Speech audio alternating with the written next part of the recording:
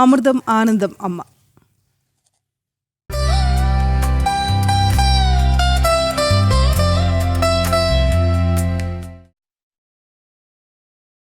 മാതാ അമൃതാനന്ദമയി ദേവിയുടെ 72ാം ജന്മദിനാഘോഷങ്ങൾ അമൃതപുരിയിൽ ഇപ്പോഴും നടക്കുകയാണ്.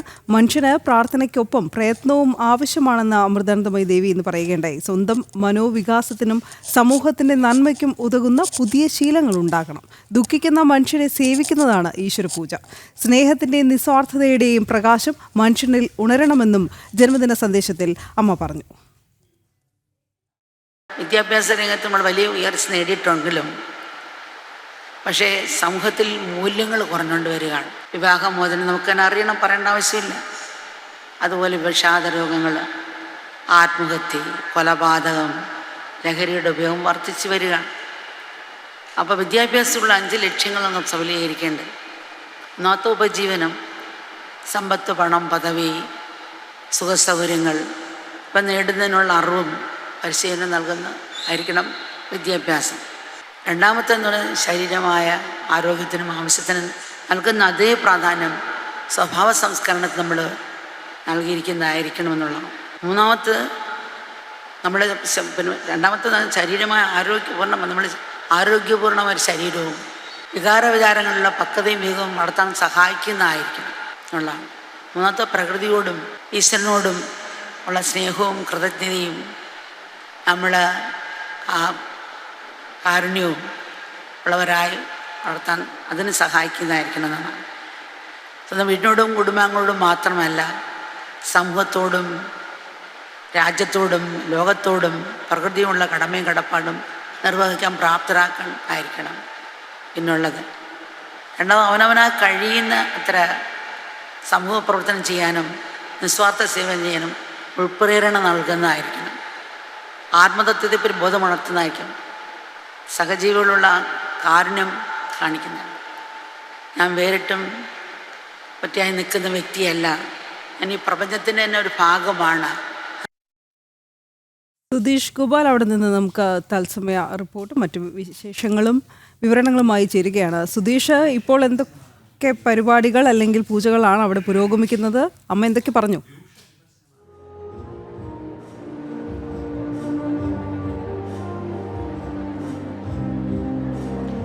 ഇന്ന് രാവിലെ 9 മണിയോടുകൂടിയാണ് അമ്മ ഈ വേദിയിലേക്ക് എത്തിയത്. ആദ്യം ഗുരുപാദ പൂജയടക്കമുള്ള ചടങ്ങുകൾ നടന്നു. അതിനുശേഷമാണ് അമ്മ പിറന്നാൾ സന്ദേശം നൽകിയത്. അതിൽ ഏറ്റവും പ്രധാനമായി പറഞ്ഞത് ക്ഷമ, ദാനം, അതോടൊപ്പം തന്നെ ദയ, ഈ 3 സ്വഭാവങ്ങൾ അത് കുഞ്ഞു കുട്ടികൾ മുതൽ പഠിപ്പിച്ചു വന്നാൽ അത് ഈ ലോകത്തിന് ആകെയുള്ള ശാന്തിക്കും സമാധാനത്തിനും പ്രധാന കാരണമാവും. പകുതി 50% വരെയുള്ള പ്രശ്നങ്ങൾ പരിഹരിക്കാൻ അതിലൂടെ കഴിയും. അതോടൊപ്പം തന്നെ കുട്ടികൾക്ക് നൽകുന്ന വിദ്യാഭ്യാസം അത് പ്രകൃതിയെയും അതോടൊപ്പം തന്നെ സമൂഹത്തെയും ലോകത്തെയും രാജ്യത്തെയും എല്ലാം പരിപാലിക്കാൻ പറ്റുന്ന ആ മേഖലകളിലെല്ലാം ഗുണം ചെയ്യാൻ തക്ക ഒരു പക്വത വരുത്തുന്ന രീതിയിലാവണം വിദ്യാഭ്യാസം. ഇതേ സാഹചര്യത്തിൽ തന്നെ ലോകത്ത് മൊത്തം ഇന്ന് പരിശോധിക്കുമ്പോൾ സന്തോഷിക്കുന്നവരേക്കാൾ കൂടുതലും ദുഃഖിക്കുന്നവരാണ്. അതുകൊണ്ട് തന്നെ അത്തരം ദുഃഖിക്കുന്നവരുടെ കണ്ണീരൊപ്പാൻ അതിനുവേണ്ടിയുള്ള പ്രയത്നമായിരിക്കണം ഓരോ നമ്മുടെ ആഘോഷങ്ങളും. അങ്ങനെയാണ് അമ്മ ചെയ്യുന്നത്. അതുപോലെ നമ്മൾ മറ്റുള്ളവരുടെ ദുഃഖിക്കുന്നവരുടെ കണ്ണീരൊപ്പാൻ വേണ്ടി പ്രയത്നിക്കുകയാണ് ചെയ്യേണ്ടതെന്ന ഒരു സന്ദേശം കൂടി മുന്നോട്ട് വെക്കുന്നു. അതോടൊപ്പം തന്നെ ഓരോ ജന്മദിനവും ആ ജന്മദിനത്തിൽ മാനവികമായും അതോടൊപ്പം തന്നെ സമൂഹത്തിനും നല്ലത് ചെയ്യാൻ പ്രാപ്തരാകുന്ന തരത്തിലുള്ള നല്ലൊരു ശീലം പുതിയതായി നമ്മളിലേക്ക് വരണം. അതായിരിക്കണം ഓരോ ജന്മദിനവും എന്നതാണ് അമ്മ പൊതുസമൂഹത്തോട് പങ്കുവച്ച ഒരു സന്ദേശം. അത്തരത്തിൽ സമൂഹ നന്മയ്ക്കുതകുന്ന സന്ദേശങ്ങൾ പങ്കുവെച്ചുകൊണ്ട് തന്നെയാണ് അമ്മ ഈ പിറന്നാളും ആഘോഷിക്കുന്നത്. ഇപ്പോൾ ഔദ്യോഗിക ചടങ്ങുകൾ അല്പസമയത്തിനുള്ളിൽ തന്നെ ആരംഭിക്കും. അതിനുവേണ്ടിയുള്ള ഒരുക്കങ്ങളാണ് ഇപ്പോൾ വേദിയിൽ നടക്കുന്നത്. അതിൽ BJP ദേശീയ അധ്യക്ഷൻ JP നഡ്ഡ ഉൾപ്പെടെയുള്ളവർ പങ്കെടുക്കുന്നുണ്ട്. കുമ്മനം രാജശേഖരൻ രാവിലെ മുതൽ തന്നെ ഇവിടെയുണ്ട്. കേരള ഗവർണർ ഇവിടെ എത്തിയിരുന്നു.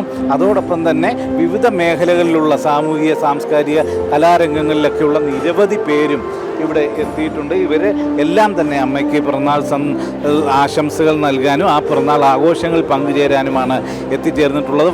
വലിയ ജനാവലി തന്നെയാണ് ഇപ്പോഴും ഈ അമൃതപുരിയിലാകെ തന്നെ നമുക്ക് കാണാൻ കഴിയുന്നത്. ഇപ്പോഴത്തെ ഔദ്യോഗിക പരിപാടിയിൽ ആദ്യം യുണൈറ്റഡ് നേഷൻസിൽ 25 വർഷം മുമ്പ് അമ്മ നടത്തിയ ഒരു പ്രസംഗം അത് ഇവിടെ അതിന് അതിൻ്റെ ദൃശ്യങ്ങൾ പ്രകാശിപ്പിക്കും. അതിന് പുറമെ വിവിധ സേവന പ്രവർത്തനങ്ങൾ, അത് ആശുപത്രികൾ കേന്ദ്രീകരിച്ച് നടത്തുന്ന സേവന പ്രവർത്തനങ്ങൾ, സൗജന്യമായുള്ള ഓപ്പറേഷൻ അടക്കമുള്ള ഉണ്ട്, അതിൻ്റെ പ്രഖ്യാപനം ഉണ്ടാവും. അതോടൊപ്പം തന്നെയാണ് കേരളത്തിലും തമിഴ്നാട്ടിലും ആന്ധ്രയിലുമായി ഏതാണ്ട് 6 ലക്ഷം പേർക്കുള്ള ശൗചാലയങ്ങൾ നിർമ്മിച്ച് നൽകുന്നു, അതിൻ്റെ പ്രഖ്യാപനം ഉണ്ടാവും. പിന്നെ വിവിധ തരത്തിലുള്ള ആശ്രമത്തിൻ്റേതായ പുതിയ മാസികകളും മറ്റും, അത്തരം മാസികകളുടെയും മറ്റും പ്രകാശന ചടങ്ങുകൾ ഉണ്ടാവും. അമ്മയെക്കുറിച്ച് 72 പേര് നിർവചിച്ച ആ അമ്മക്കടൽ എന്ന ഒരു പുസ്തകത്തിൻ്റെ പ്രകാശനം ഉണ്ടാവും. അത്തരം നിരവധി ചടങ്ങുകൾ, അതോടൊപ്പം തന്നെ സമൂഹ വിവാഹവും ഇന്നിവിടെ നടക്കുന്നുണ്ട്. അതിന് ശേഷം 2 മണി മുതൽ അമ്മ ദർശനം നൽകും. അതും അതേ സമയത്ത് തന്നെ കലാപരിപാടികളും ഇവിടെ അരങ്ങേറും. ആ രീതിയിലാണ് ഇനിയുള്ള പിറന്നാൾ ആഘോഷങ്ങൾ ക്രമീകരിച്ചിട്ടുള്ളത്. അല്പസമയത്തിനുള്ളിൽ തന്നെ ഈ ഔദ്യോഗിക ചടങ്ങുകൾ ആരംഭിക്കും. അതിനുവേണ്ടിയുള്ള ഒരുക്കങ്ങളാണ് ഇപ്പോൾ നടക്കുന്നതും. അനു.